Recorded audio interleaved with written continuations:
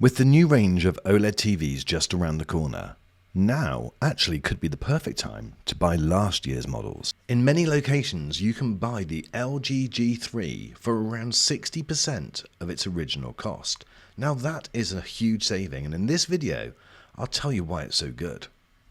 Don't forget to hit the red button to subscribe and give this video a thumbs up and click the notification bell to get my next video first.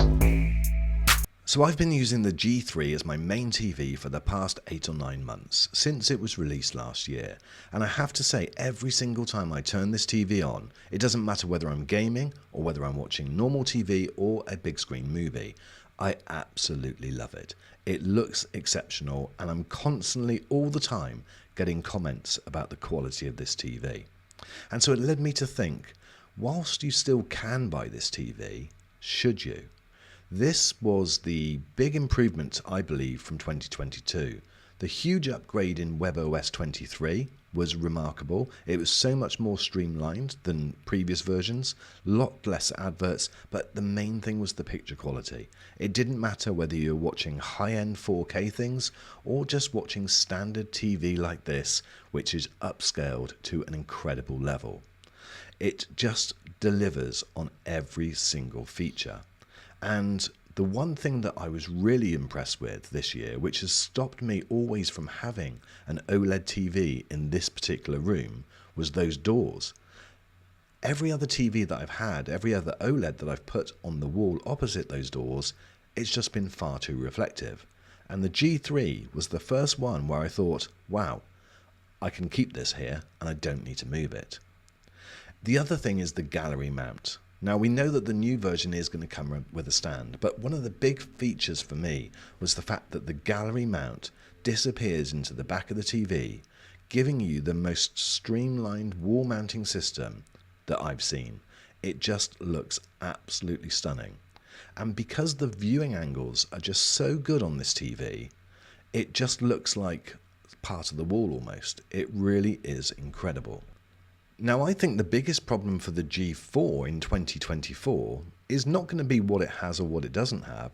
It's going to be how good the G3 was. And so it does need to be a marked improvement to make it worthwhile going for that. There are going to be new features like multi-view is going to be 4-screen instead of 2-screen, which is nice. I like the idea of that, but in all honesty, I never use it on this. And so if I'm not using 2 screens at the same time, well, I'm not going to use 4. It will also have a new operating system, and it will have an upgraded processor, which may deliver enhanced brightness. We're not quite sure yet until we get to see one.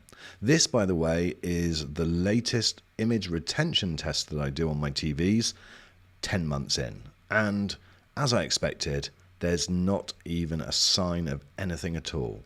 It is as clean as the day it arrived. And I didn't have any doubts about that because it's been just perfect the whole time. This was the HDR brightness that I got, and I got very similar to those readings when I tested it again recently. And in terms of the blooming test that I do, well, it's an OLED TV, so blooming is just not an issue. I think what sets this TV apart from some of the other manufacturers like the Sony A95L and the Samsung S95C is the whole package. So not only the gaming features, certainly the gaming features on this is far better than the Sony. The build quality is an issue with some Samsung TVs, and the build quality on this is exceptional. It's just like it's built by NASA.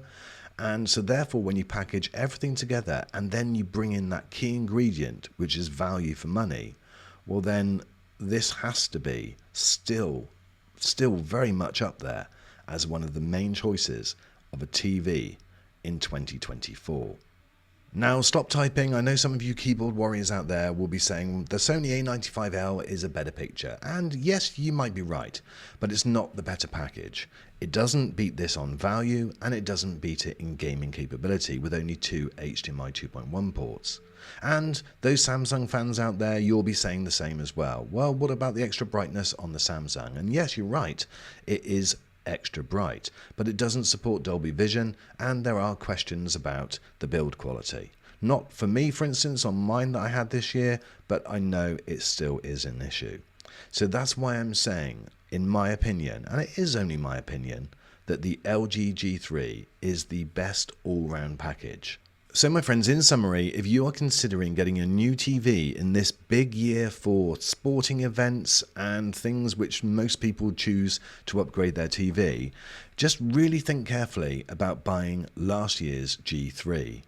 With its MLA technology, its A9 processor, its upscaling capability, and its incredible HDR and Dolby Vision content, I just think that this TV offers you incredible value, and with the saving that you're going to make with its discounted range at the moment, well, then you can pick up a soundbar, because the only thing that's disappointing about this TV is the audio. That's it from me on this video, my friends. Let me know what your thoughts are in the comments, and be sure to watch my next video coming up soon. Now, if you're still here, thank you for watching, but why don't you check out one of these two videos which YouTube thinks might be right for you. Thanks again, my friends. See you on the next.